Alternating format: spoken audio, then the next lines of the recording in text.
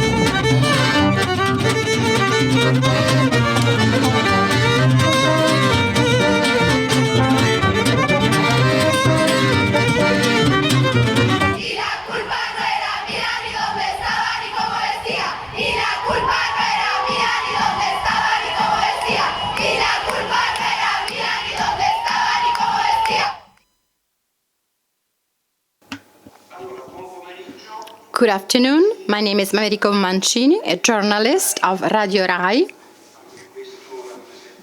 This is the third meeting in the cycle organized by Fondazione Feltrinelli. And the main idea is looking for an alternative, 3 moves to change a system that is not working. And of course, I'm greeting everyone who is connected through the website. Again, 3 moves to change a system that is not working. Who must do this and how to do this? So Fondazione Feltrinelli together with Rai Radio 1. The central role of public players as shown in the pandemic, starting from the problems of everyone, and also because private players are not a panacea. This is a reflection which will continue during the Feltrinelli camp in October with an open international call for tenders. And in Milan, there will be 100 researchers, activists, and professionals, and the Colloquio Internazionale, again organized by Fondazione Feltrinelli, with people coming from all over the world. So why are we talking about this topic today? The so-called concentration of the markets, which has been increasing in the member states since 2008. In all the members, except for Poland, the index grew. So this is the market concentration. So Czech Republic, Estonia, Finland, and Spain. This is where it grew the most, and this started at least from 2000, indicating that the companies that make the highest profits are the same, which saw these profits grow more, while on average profits grew little or actually decreased.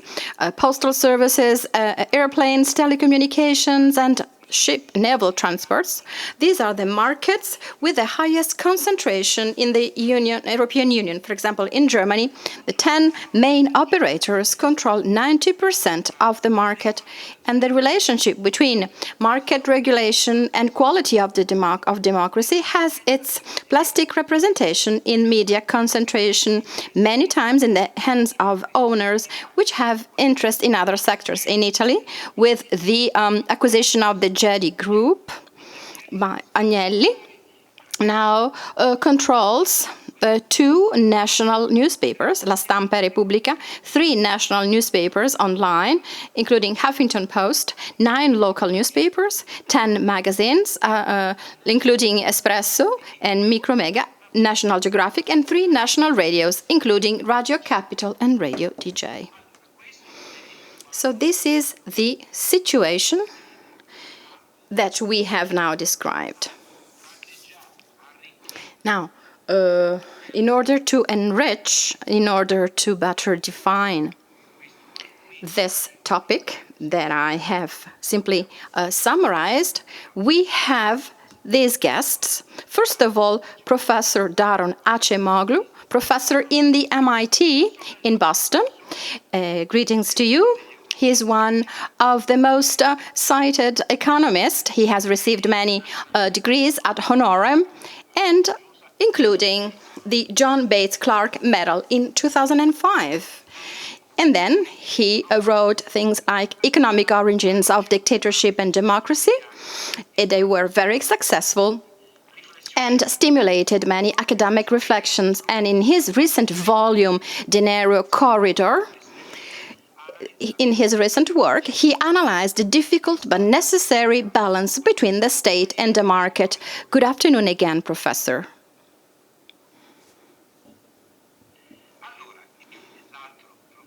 The other professor is Emiliano Brancaccio. He teaches in Università del Sannio.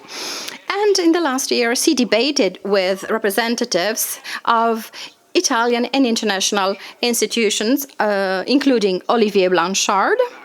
He had a very lively debate that time, a very constructive one, Mario Monti, Romano Prodi, with works published Non sarà un pranzo di gala, Crisi, catastrofe e rivoluzione. This is the title of this volume, which is strictly related to the character and the academic structure of the professor. And he also worked and promoted the warning of the Economist, including Galbraith, Wendy Carlin, and Alan Kerman, and more recently, an appeal by economists for an antivirus plan. Good afternoon to you too, Professor. So this was a first round of introductions, and now we can start with Professor Daron Acemoglu. So these markets, how can we regulate them? I think that I have already talked too much.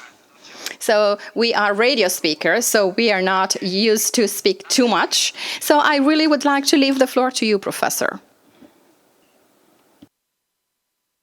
It's my pleasure to be here, and that's a great question. But I think we should distinguish two things. One is the things that we know how to regulate, but we've failed to do so. If you look at especially the US and the UK, but to some extent also Europe, there has been a lot of deregulation of many markets, which left certain companies extremely powerful, both in the context of traditional consumer product markets, airlines, phone companies, much more in the US than in Europe at the moment. Certainly many manufacturing firms that have become very large, but also in new industries, such as on online platforms like Google, Amazon, Facebook. Actually, I think we have the basic understanding of how these companies should be regulated as well, but we have withdrawn any type of regulation that existed. And so we have to sort of reaffirm those things. But my main argument over the last decade and a half has been that we also need to have a different type of regulation that needs to be developed and entrusted to the right type of state institutions, and that's the regulation of technology. So the view among many economists and public policymakers is that either the government has no business of regulating technology, or that it does not have the expertise, so there is really no way of doing so. And that's an understandable perspective. In the past, if you look at history, and this is what I emphasize, for example, in my book with James Robinson on Why Nations Fail, when governments got into the business of regulating technology, it often took the form of monopolists or dictators trying to block new technologies because they wanted to secure their existing rents and place. But that's not the only type of regulation of technology that's feasible, obviously. If you look at any of the technologies that have defined our current age, sensors, antibiotics, the internet, airplane engines, data processing, many of those were actually developed with huge amount of support and leadership from the government. Antibiotics could not be developed and spread without the US military's, for example, commitment to use them very broadly around the world. The internet and many of the space-related technologies and sensors, again, were developed in the context of Department of Defense projects. And of course, solar energy and wind energy, which have made tremendous progress over the last 30 years and have become cost-effective against fossil fuel energy, are again things that would not have happened when markets were left to their own devices. But more importantly, my argument is that over the last 30 years, we have also experienced more and more private sector emphasis and focus on technology to automate, eliminate, and marginalize workers that has left many economies without good jobs, that has led to an economy that does not generate human productivity, that does not use and exploit human talent. And it has also been at the root of the tremendous increase in inequality, poverty, and unshared prosperity in the West, and to some extent also around the world. It has been a key factor in an unbalanced situation between capital and labor, where capital is all powerful, labor is not able to maintain its position against capital and firms. And I think all of these require us to have a multi-pronged approach. And at the center of that approach has to be that we have to encourage firms, technology companies, corporations that are international, all to also invest in technologies that use human creativity and shy away from excessive emphasis on technologies that automate or monitor work, that increase the power of capital and corporations over consumers and especially over workers. So that's a very different way of thinking about regulation. I will not say that we know how to do it. There are certain clues about how to do it. We can learn a lot, for example, how we have re-energized, redirected technological change in the energy sector towards green energy, renewable energy. We can learn a lot from the 20th century experiences, but we really need a new framework for thinking about what type of technologies we want. Obviously, I'm not saying that technology is the only reason for the inequalities that we observe today. Labor market institutions matter. The bargaining power of capital matters. In some countries, the fact that social welfare state has become weaker matters. But I am very adamant that there is no way we can understand the broad landscape of inequality, both for income and at work, without understanding what type of technologies we are developing. We cannot understand why so many jobs for blue-collar workers, clerical workers, back office workers have disappeared without new jobs appearing for them, without thinking about incessant automation by robots, algorithms, by software. And they have to be at the center of our thinking about what we want for the future, what type of work, what type of technologies to undergird that work, and who is going to benefit from these different technologies. Thank you.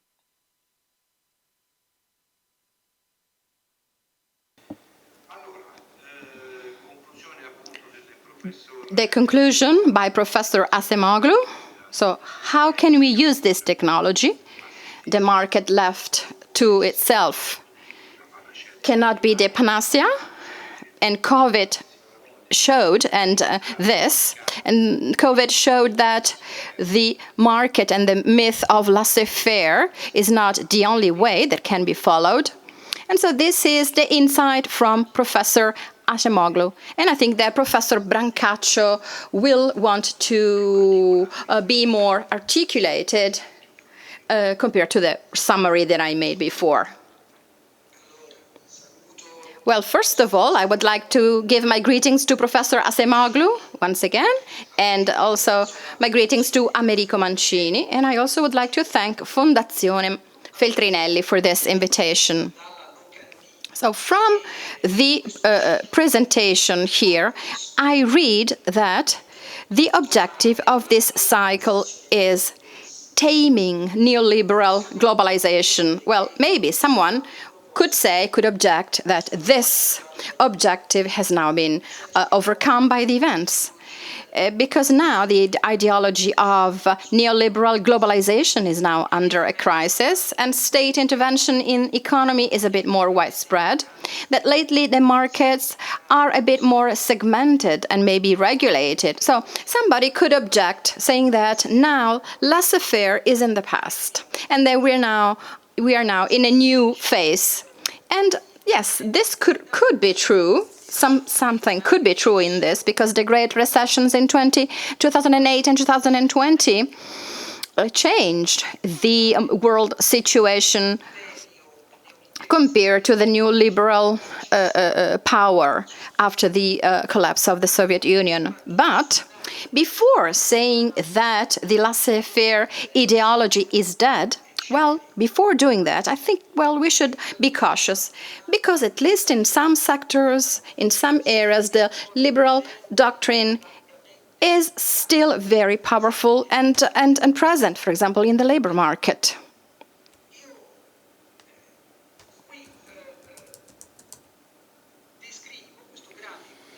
Here in this graph, we see the trend over time of the Employment Protection Legislation Index calculated by the OECD. This is an index of legal protections for workers in the various countries. So it measures the presence or lack of regulations, for example, sanctioning unjustified firings, limiting temporary contracts, and also regulating collective bargaining. So as you can see, the trend is very clear. The medium level of protection tends to fall also after 2008. And the fact that also the variance is collapsing means that the labor legislation in the various countries tend to become more similar. So there is a convergence, a downward convergence, an international convergence of labor made precarious. And this trend is seen for the OECD and also in the European Union. So how is this justified? Now, for example, we know that in 2011, the president of the central bank insisted on the need to deregulate to favor employment. And when Mario Draghi became prime minister in Italy, he said the same thing. Well, of course, Draghi is not the only one, because it was also this was also said by the International Monetary Fund and other representatives. So we talk about a consensus on labor deregulation. So this is a common line, which is the reason for the fall of the indexes, as we saw before. Now, the problem is that this idea of deregulation of labor as an engine for growth of employment is rejected and refuted by scientific work. Our recent meta-analysis shows that most of the papers published on international journals in the last 30 years rejects this consensus. And as you can see, in the last decade, the percentage of studies disproving consensus reaches 88% of the total publications. So, as we can see, with the progress of scientific research, we can see that the alleged benefits of deregulation are disproved by empirical evidence. So this is new. This is a new meta-analysis. Of course, there are many quotes and many estimations, of course, but this new paper, it is our paper, doesn't say and doesn't find out anything particularly surprising, because it is so consolidated, this result, that even the International Monetary Fund, the OECD, and the World Bank, that is to say, the great institutions of the consensus, so even them sometimes admitted that scientific evidence supporting the deregulation policy of work are not there. There is no evidence, they say. In these three reports, for example, you can see that they talk about insignificant estimations, non-significant effects, and zero or only slight impact on employment. So even the great institutions say that precarious work does not help growth and employment. What is actually confirmed by scientific research is that the precarious work reduces the power of trade unions, increases exploitment, reduces salaries, and worsens inequalities in the distribution of salaries and profits. Now, Richard Freeman in the National Bureau of Economic Research and others confirmed this concept, and we also contributed to this. We can also add that other literature reports that the weakening of work protection and trade unions can change some basic characteristics of democratic setup. For example, making democracies less redistributive. Among them, Professor Acemoglu, together with Robinson, concludes with this reflection one of his most famous work.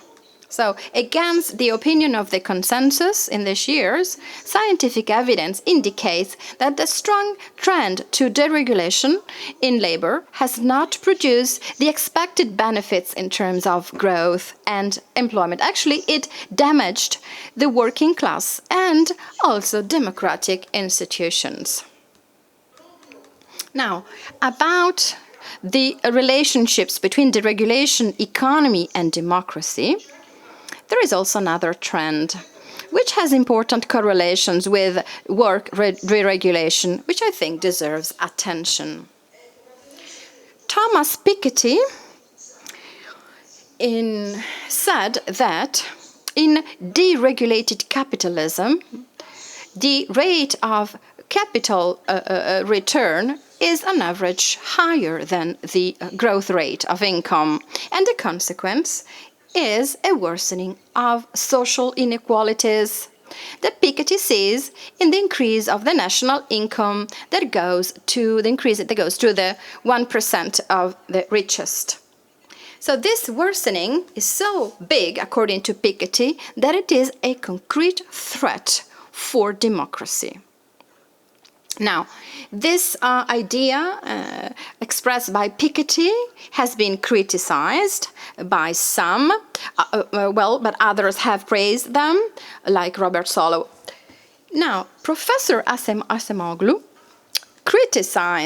made a epistemological critique, which I think is very interesting. Together with Robinson, Professor Acemoglu said that from Ricardo to Marx to Piketty, the attempts to draw general laws of trend of capitalism have usually failed.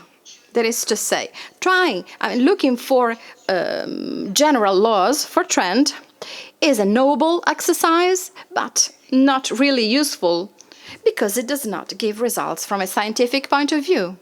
And to support this criticism, Acemoglu and Robinson also saw that Piketty simply proposes a narrative rich with data, of course, but not very deep, not going very deep in empirical verification. But Acemoglu and Robinson do this empirical verification and check. And they say that the relationship between a proxy of the return of capital, net of growth, and inequalities is a relationship that is not significant, or actually it is negative. That is to say, the opposite of what was said by Piketty. Now, I share the critiques and many critiques made by Acemoglu to Piketty. For example, I also think that talking about inequalities, focusing only on the richest 1%, is not very illuminating.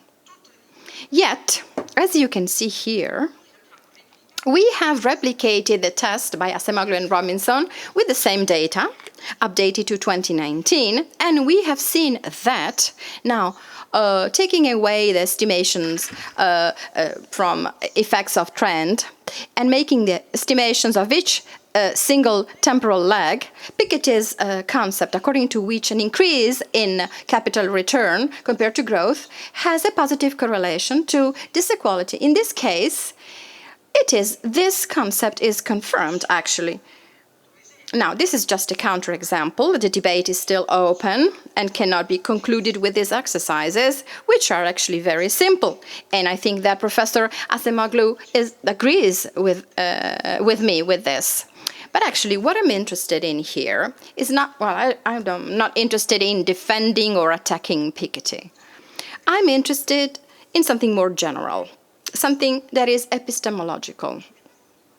What I would like to say is that, even if it's difficult, the attempts to try and find trend laws for capitalism are important. Actually, they must be encouraged. For example, one of the main questions asked by Fondazione Feltrinelli. So they want to try and understand whether deregulated capitalism can create problems to democracy.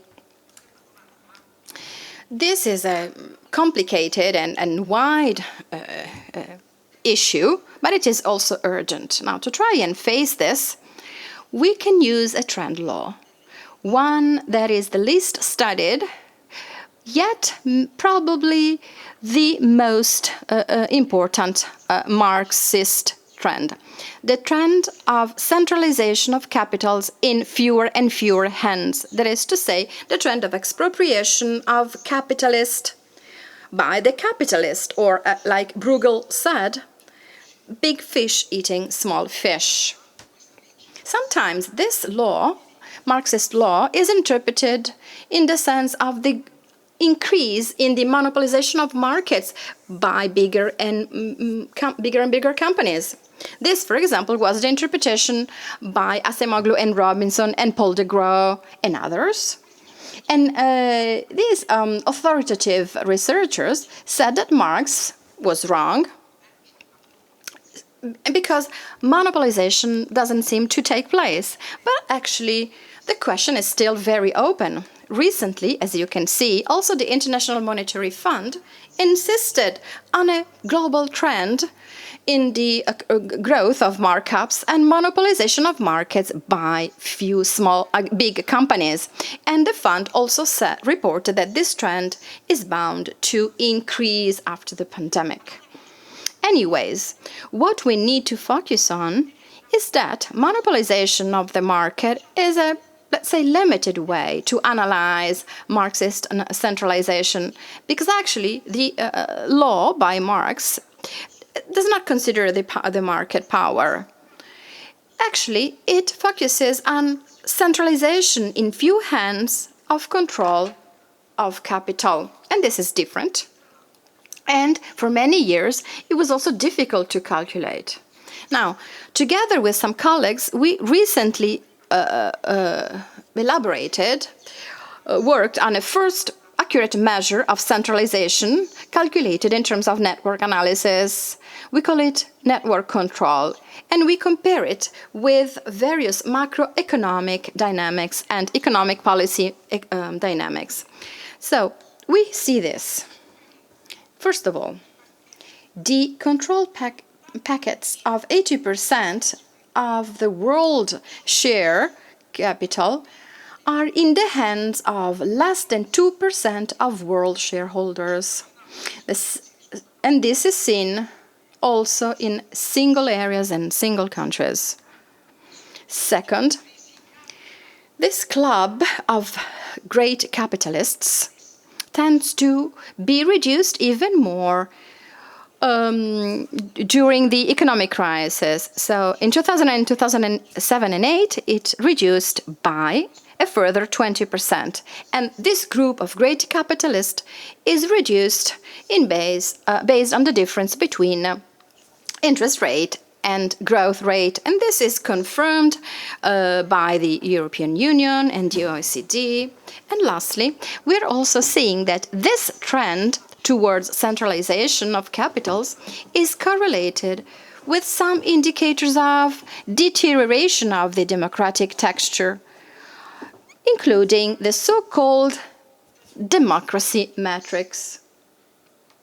Now, I think that this evidence raises a question. So this powerful trend to centralization of capital in fewer and fewer hands, so this huge concentration of economic power, could it have an impact on democracy? So can it lead to a similar concentration of political power? Well, a concentration that might disrupt liberal democracies of today. So these are big questions, great questions, which of course are still open. But I think that it is good and actually urgent to make a collective scientific effort. Thank you.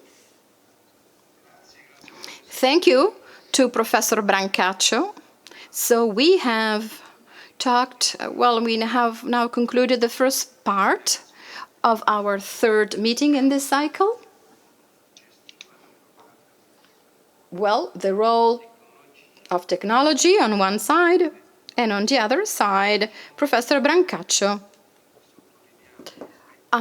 talked about the crucial aspect of the concentration of capital in the last decades, to a point that the question that I'm going to ask to Professor Acemoglu in a short time. So the question is there a problem with democracy? This is really fascinating, but before going back to the two professors, we are going to now watch this video. I indeed believe that free markets are the best way to end global poverty, not government action. Markets on their own pervasively, persistently fail to move people out of poverty or to achieve economic efficiency. State-dominated societies will often see an elite capture the state and be able to oppress the rest of the population through state-sanctioned coercion. The preconditions for development are infrastructure, education, transfers of technology, health, all areas in which markets don't work well. The problem with our government is that they're completely captured by the corporations. The corporations run the government. And then they ask, what is the solution to, how do we solve this problem? Well, the government will solve it.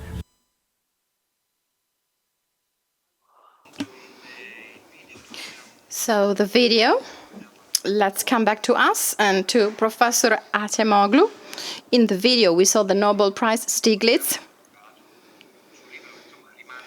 Well, there's a book written by him, which is very close to what we said before. Well, the book was about the beginning of the 2000, but this continued, especially in the last few years. Now, Professor Acemoglu, so centralization of capitals to the point that democracy might be challenged, so the democracy system. And Professor Brancaccio, of course, is referring to the big Western countries, so consolidated democracies. What is your opinion on this? Is this argument excessive, or actually, yes, the risk is actually existing, the risk is there?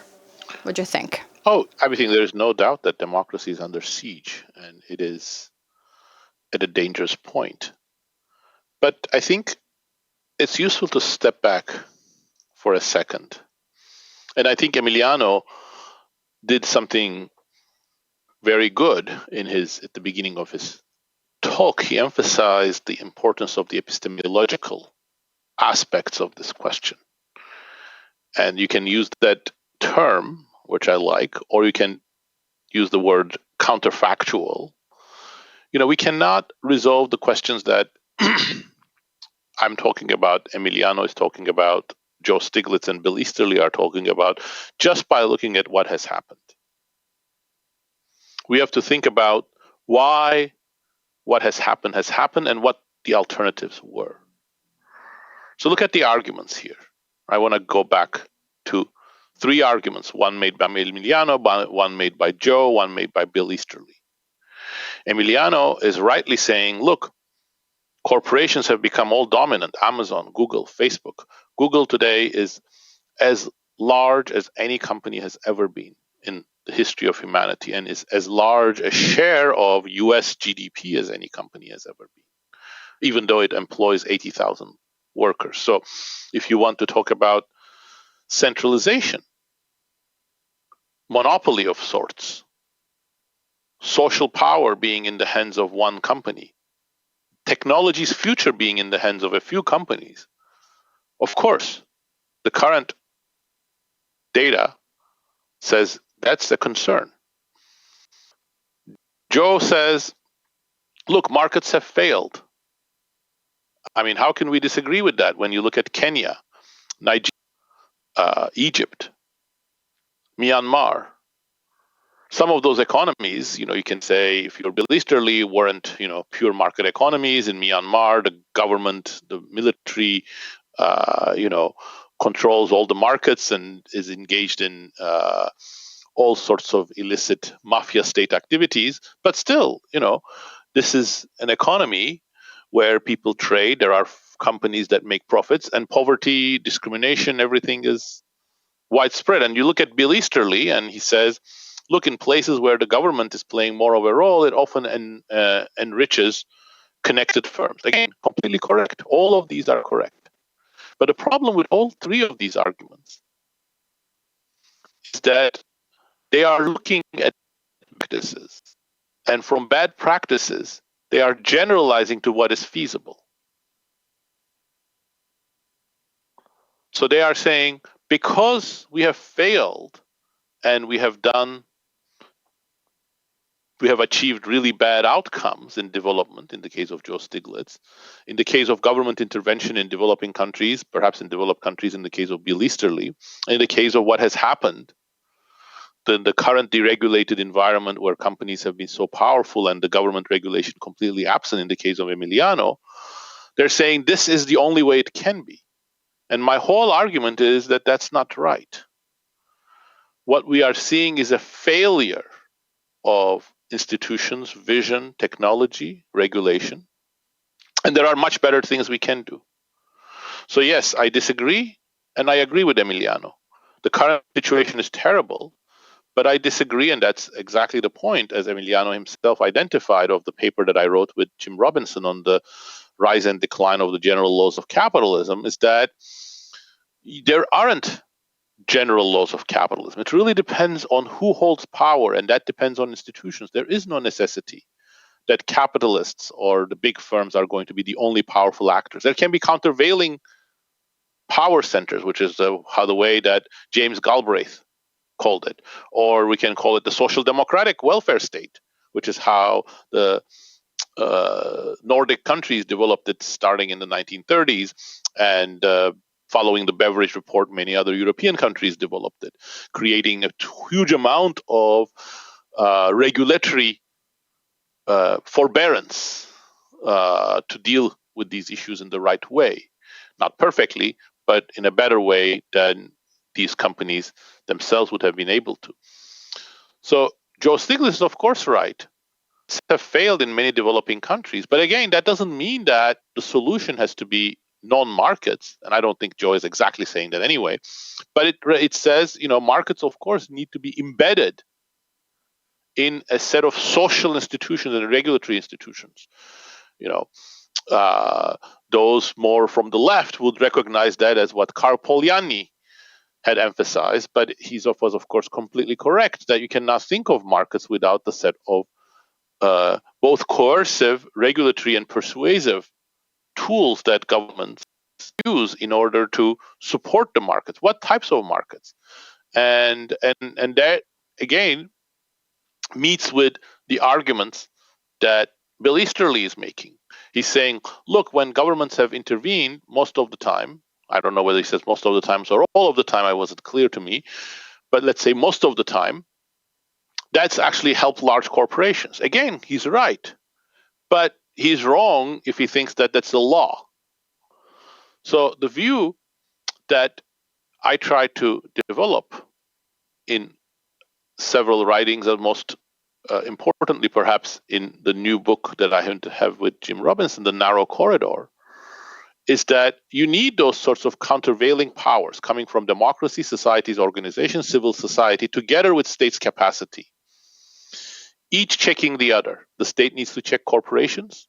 The state, of course, needs to check and monitor all sorts of other activities in society. But at the same time, the state's powers need to be checked. So therefore, no, I don't think there is anything inevitable about companies becoming as powerful as Facebook and Google. They can be regulated. They can be subject to much more healthy institutional environment, and their social power and their economic power can be curtailed. There's nothing inevitable, in my opinion, in destroying jobs and not creating new ones in their place. If you look at history, of periods in which there was a lot of automation, and some of them were actually associated with lots of new jobs being created because of purposeful activities by other entrepreneurs or government support. For example, during the mechanization of agriculture in Europe and the UK, where as many jobs were created during that period because, again, not automatically, but because there were new investments in new technologies, new sectors, new tasks. And there is nothing inevitable about markets failing. I don't think that anybody today seriously maintains that we can have a non-market economy that is completely socially, centrally planned that's going to be able to problems of poverty, the developing economy. And of course, I completely disagree with Bill Easterly's point that government intervention is always going to be bad. But I agree with him that if led to its own devices, of course, government intervention is going to be corrupt. I mean, how could you expect it otherwise? You empower the government. Is it going to be run by saints? No.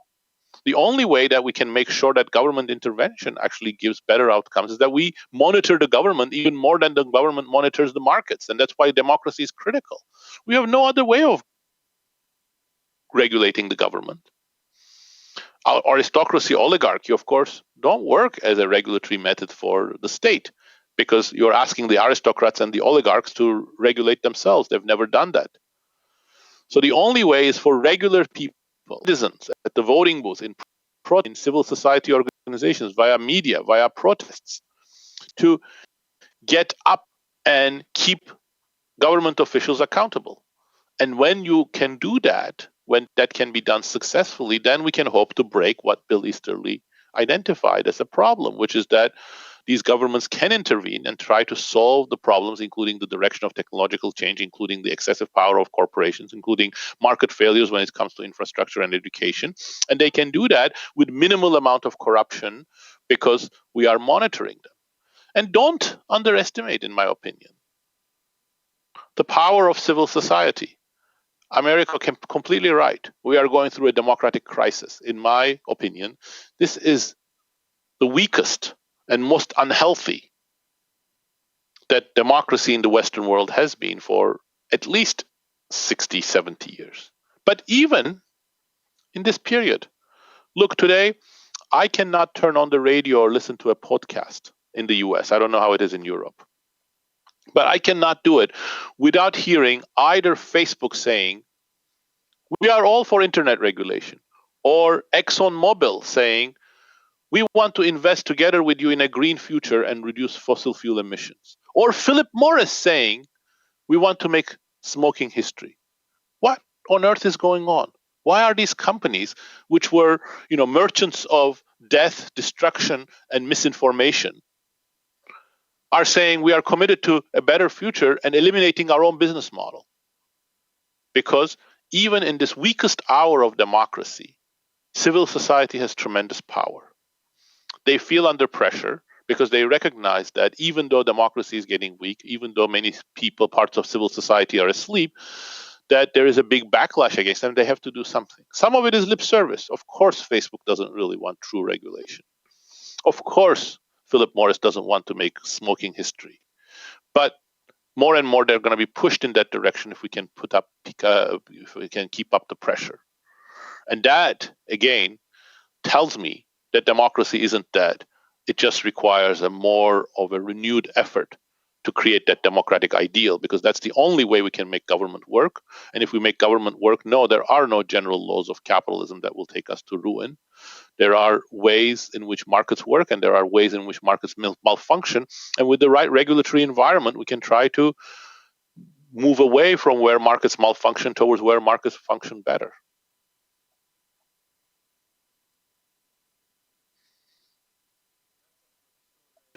Thank you to Professor Acemoglu. Well, I can say this.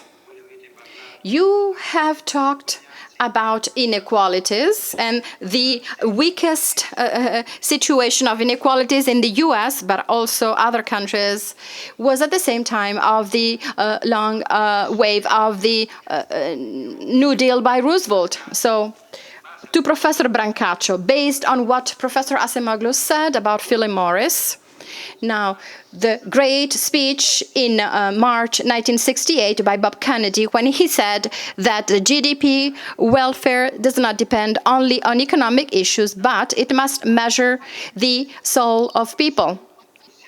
Professor Brancaccio, can you please... I'm sorry, can we still have this hope? Is this centralization inevitable?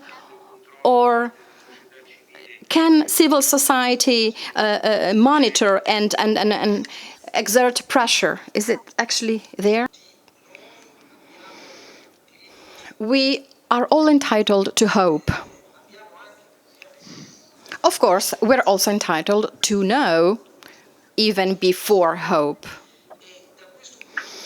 And from this point of view, I shared many considerations. I agree with many considerations made by Daron. As usual, they are very interesting. There is a disagreement between us, which is epistemological. It is scientific, from a scientific point of view, which of course can have implications on our different interpretations of economic politics. Now, from this point of view, I would like to clarify something. So the fact that economists and researchers do not agree on the existence or on the non-existence of general laws on capitalism, well, this is a division which is transversal in the various schools of thought, meaning that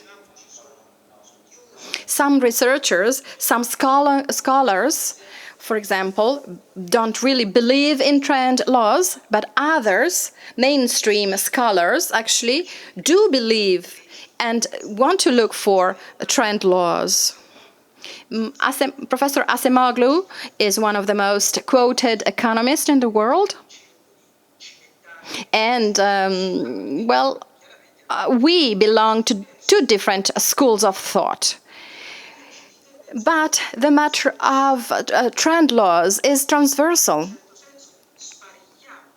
So this means what? Well, Professor Acemoglu is one of the most popular and known economists because he always tries to identify the specificities, institutional and political and cultural specificities which characterized each country, which are also enduring over time and which determine the different trajectories of development in the various countries. So Professor Acemoglu is, from a conceptual point of view, is against trend laws, but I would like to insist in my critique, meaning that I believe that the defense of the search for a trend law is supported by evidence. This search, for example, taking inspiration from what we saw on deregulation of the labor market. Countries that are really different from each other, countries which have institutional, political, and cultural characteristics that are extremely different from one another, well, they showed a convergence over time in the processes of precarious work. So this is also a trend. This is a trend which must be identified in a series of mechanisms which can be called arbitrage mechanisms. There are theoretical explanations, of course, but that is a trend. And I would dare say, I don't know if Acemoglu agrees, which is a general trend. So characterizing the history of capitalism for a long time. And I also would like to say that that trend is really enduring, is strong, because it reproduced over time almost independently from the various political forces in the various countries. That is to say, almost independently of the fact, irrespective of the fact that one political power, there was one political power and then another one in the Western world especially, well, that trend continued almost untouched and almost unstoppable. I think that this shows the strength of this trend movement of capitalism. So from this point of view, I ask myself, I wonder, and I have been wondering with other colleagues. I talked about this with Blanchard and the former European Commissioner Mario Monti, for example. And I do believe that there are some common elements allowing us to talk about general laws, especially, and maybe here I agree with the issue of institutions, and especially since a great system alternative stopped to exist. We can think that it is really bad. We can think that the Soviet Union is very bad. We can consider that as a failed experiment, of course. But also Mario Monti recognized this in a debate with me. Well, since capitalism was without rivals, found itself without rivals in terms of system alternative, well, I think that it went towards a trend unification, which went beyond the institutions of each country. Professor Acemoglu is always very interested in social democrat experiences, which characterize, for example, the glorious ages of social democracy, especially in Nordic countries. But I think that he can agree with me in seeing that starting some decades ago,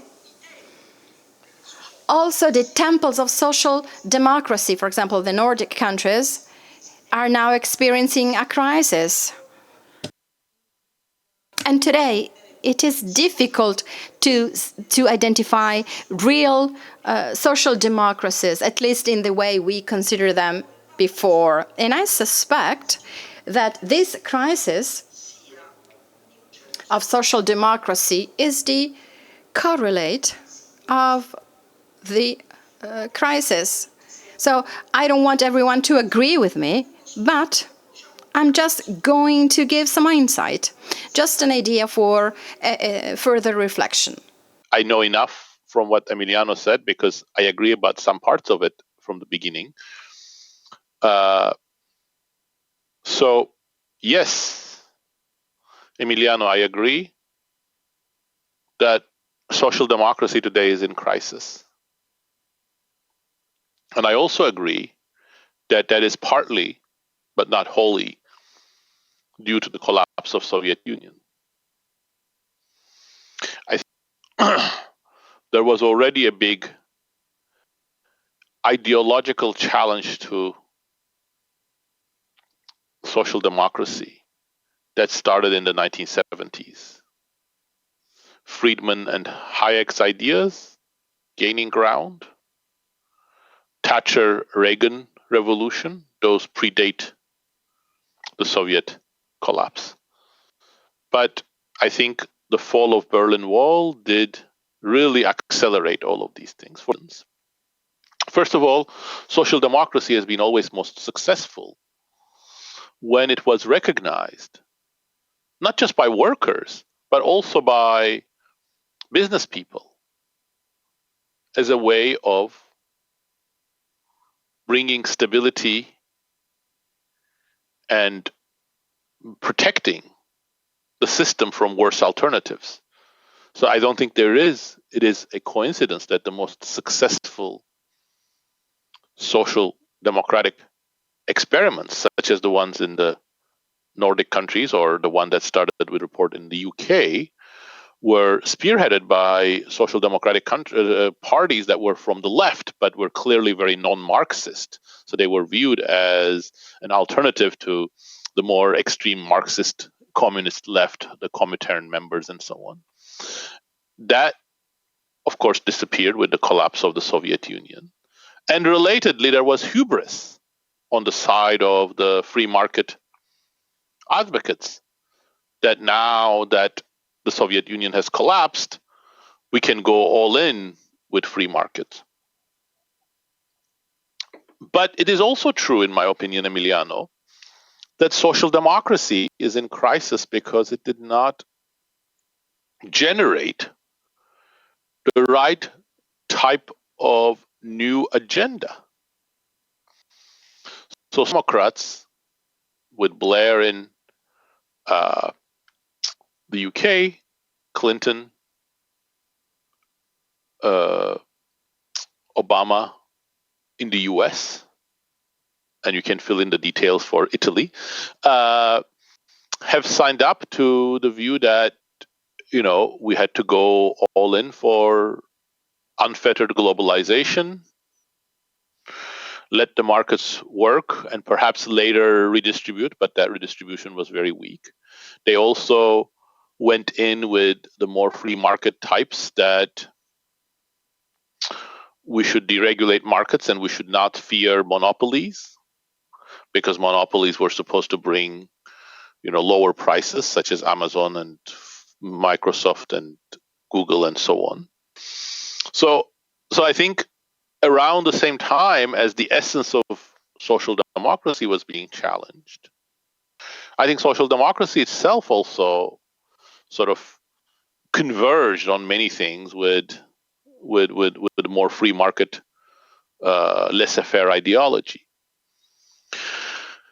I don't blame those leaders because I think at the time it was unclear what the problems were and how we could tackle them. But now I think we have a better understanding of these problems. And that's why I am proposing that we need a renewed social democratic compact that will need to have some of the elements of old style social democracy, better organization for working people, strong social safety net,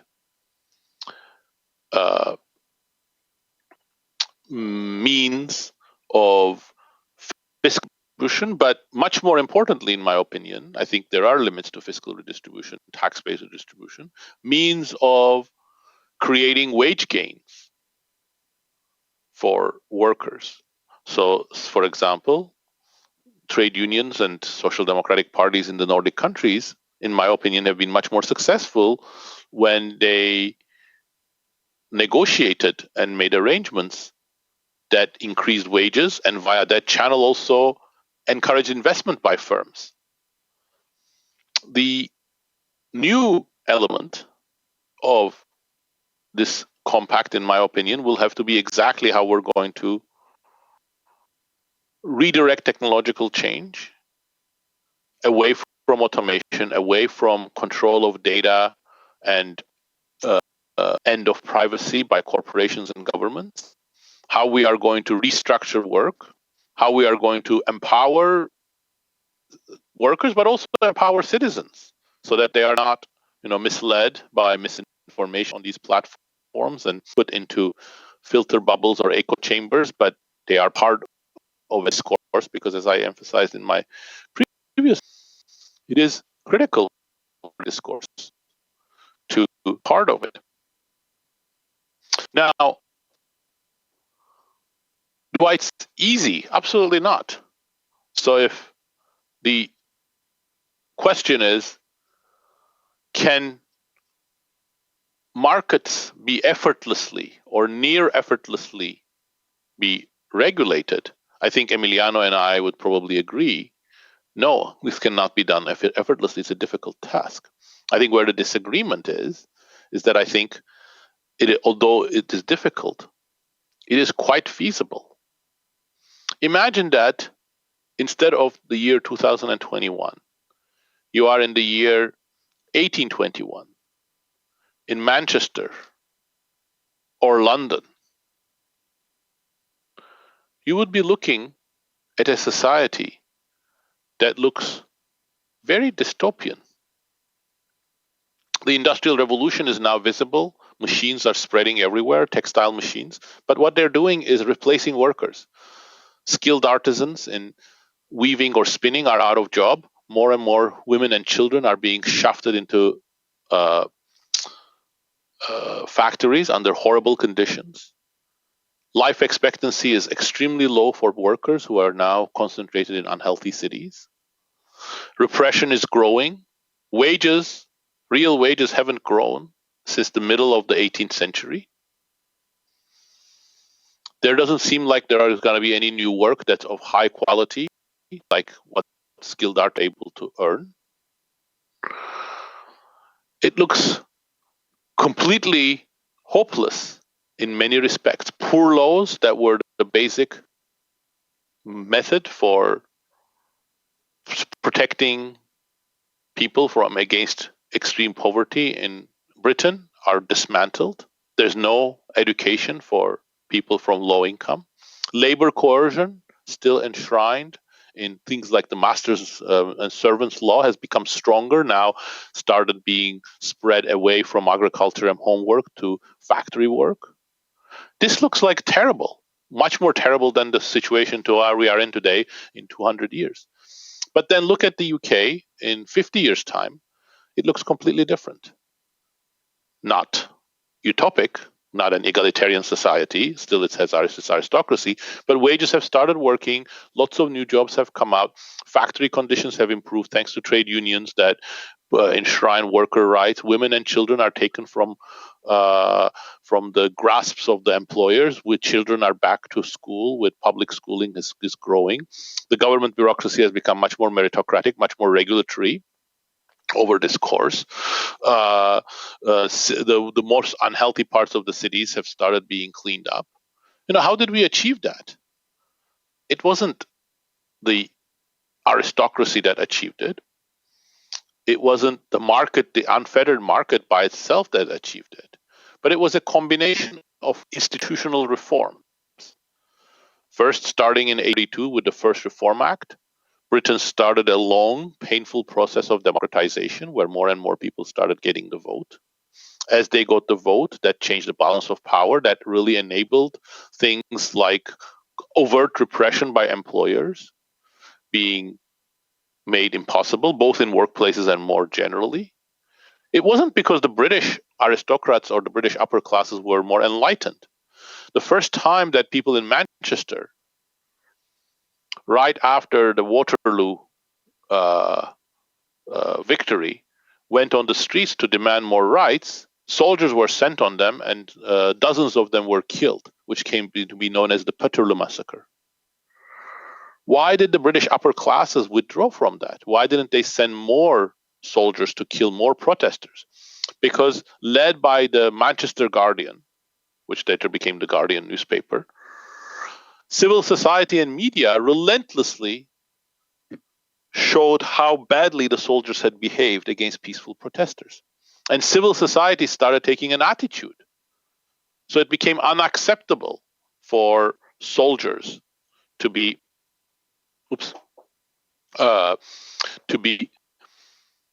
used against protesters for naked repression. That, of course, opened the way for trade unions. Before then, you couldn't have the trade unions because now the soldiers would come and kill the trade unionists or repress them or put them in prison. But once trade unions started organizing, that really changed how work was organized. But that wasn't it. If that was the only change, that would not have been enough. There was a huge technological redirection in the UK when better jobs being created, new industries went hand in hand with human capital education of the workers improving. So you see, again, a microcosm of how, with the right set of pressure, with democratic pressure, civil society pressure, media pressure, markets can be channeled in a very different way. Gains can be shared, and actually often for the better, because the UK actually grows better in the second half of the 20th century than the second half of the 19th century than the first half of the 19th century.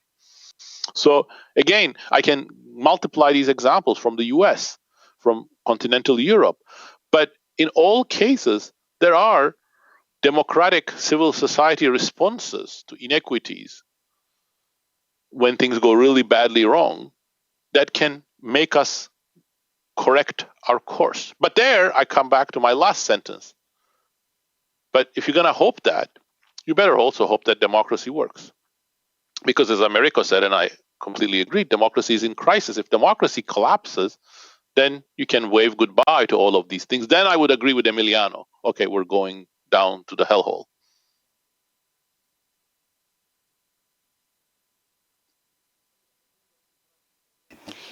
So, Professor Acemoglu, well, it seems that indirectly the Soviet Union is still an interesting player. Apart from this, of course, this is a joke, but the other side, and this is what I would like to ask you in conclusion, the other side of the crisis of social democracy and capital concentration is that these huge giants in high tech have become the real supranational states of today. And the answer seems to have come, paradoxically, from the other side of the barricade, so with sovereignists. Professor Brancaccio, this is a paradox, but in the last few years we have seen this, the crisis on one side, the crisis of the reformed version of Marxism started from the revolution in Germany to the crisis of social democracy. And now, at least for the time being, the ideology of sovereignism. With the superpower of the giants of high tech, with capital concentrations.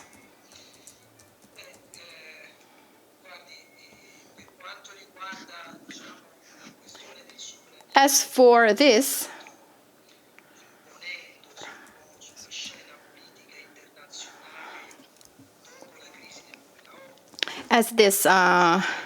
sovereignty, well, I believe that after a first disorderly stage and chaotic stage, where people were based themselves on political and cultural issues that were very different from each other, I think that lately what we have called sovereignty has now more nationalist, rightist characteristics.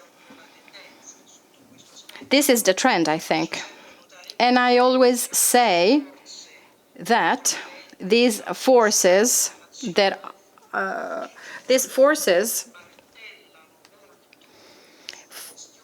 insist on control on immigration,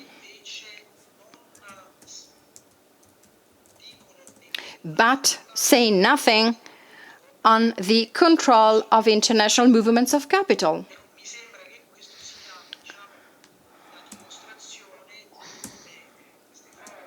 This shows that these forces, which we called in this way, now have characteristics that are more nationalist and rightist, and I think that they are the other side of capital. So it's capitalism under stress, trying and looking in the nation for a possible reaction to the centralization processes. Anyways, I agree with what Daron said about the risk that, in a subjective way, scientists and intellectuals and researchers are the victims of their time. So, risks of being affected and conditioned by the present. So Professor Acemoglu gave the example of Great Britain, which described a dystopic scenario. Tragic. And after some years, the life conditions and employment conditions in Great Britain improved. Of course, Daron says that in the transition from dystopia to a better condition, there were fights, there were struggles, social struggles. And under this aspect, I think that what Professor Acemoglu was saying, well, he was talking about a quotation by Marx and Engels. So the history of human beings is a story of class struggles. So the case of Great Britain shows and witnesses this. And I also think that the risk of being the victim of one's time is also a risk that is for scientists, but also politicians. Professor Acemoglu said, I don't blame those leaders who betrayed, let's say, social democracy. Well, maybe I blame them a bit more than he does. Well, I don't know. But, for example, I must say that I don't really like those leaders who supported military initiatives based on the idea, crazy I think, of exporting democracy to the world. But I believe that the problem actually is not simply blaming leaders. It's not a matter of blame. Each political representative represents their time. And from this point of view, we can say that history chooses who will represent them. And I'm using another typical Marxist concept. So I think that the times we're living are so chaotic, so troubled. Well, I think that this means that, and I do believe this, I think that we can overcome certain taboos. For example, a taboo word is planning. Planning. This is a taboo word which is usually associated to experiences considered wrong. But I always say something that I think is important. That is to say that if we look at the way today central banks are behaving today, if we look at that, well, from this point of view, central banks are behaving like Paul Davison, as defined by Paul Davison, so market makers. So central banks right now are being market makers. They are regulating the market, and they are also deciding, sometimes in a discretional way, what to buy and what not to buy, and what shares to sell, what shares and securities to buy. So who will go bankrupt, for example. So I see in this behavior of central bankers something that is a preparation of planning. So I don't know whether this means there is going to be a revolution in the near future, or a great change, but I think that it means that there is a great turmoil and also confusion, ideological confusion, because if planning, or at least small trace of planning, starts to surface even in the behavior of central banks, well, as the Chinese would say, these are interesting times. So this is the end. It was a very rich debate, and I hope that listeners were able to draw inspiration. And, well, we have seen that capitalism can play in this game, but others, of course, define the borders in the soccer field. And so there must also be an empire to see whether there are abuses in capitalism. But anyways, Professor Brancaccio, now talking about planning, reminded us, well, maybe this is different from what Professor Acemoglu said. He talked about the 60s, the planning, the organic center left, nationalization of Enel, so a whole season. But anyways,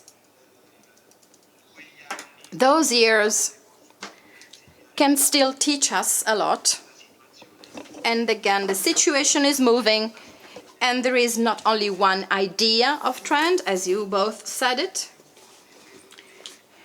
to be able to continue with the history of the world. At the same time,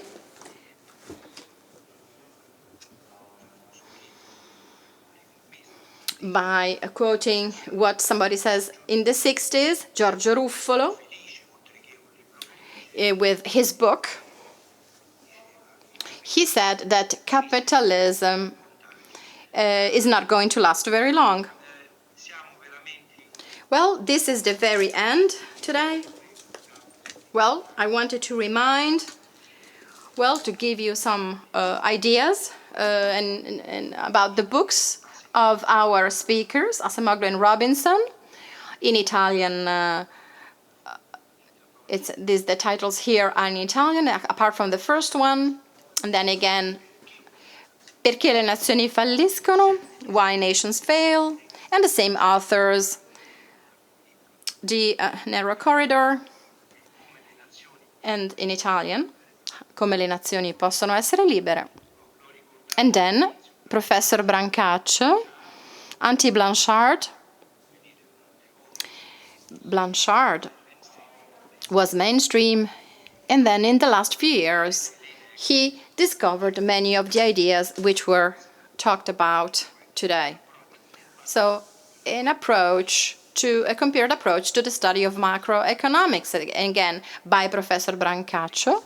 Non sarà un pranzo di gala, And then, again by Professor Brancaccio, together with Marco Passarella, l'austerità è di destra e sta distruggendo l'Europa. So thank you again to Professor Acemoglu and Professor Brancaccio. So greetings and goodbye to both of you. And I also would like to say that the working group that is working in this cycle, and again, also the cycle, not there is alternative. This is now the title of this cycle. Not there is no alternative, as Margaret Thatcher used to say. These two speakers reminded us that there is an alternative. Thank you again for being with us. Thank you.